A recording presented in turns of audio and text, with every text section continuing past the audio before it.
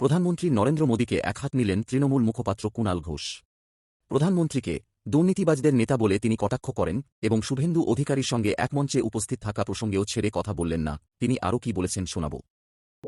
প্রধানমন্ত্রী দুর্নীতি নিয়ে কথা বলছেন, এসব শুনলে ঘোড়ায় হাসবে।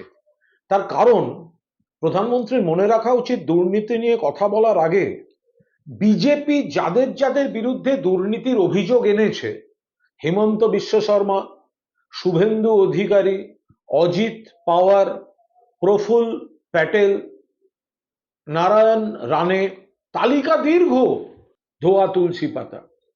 তো তাই যদি হয়, যদি দুর্নীতি নিয়ে কথা বলার হয়, তাহলে নরেন্দ্র মোদী এটা প্রথম সিদ্ধান্ত নিন, ঘোষণা করুন যে পশ্চিমবঙ্গে আমি যতগুলো জনসভা করব, নারদায় অভিযুক্ত বিজেপির চোর বলা সিবিআই এর এফআইআর নেম শুভেন্দু অধিকারী আমার মঞ্চে থাকবে না।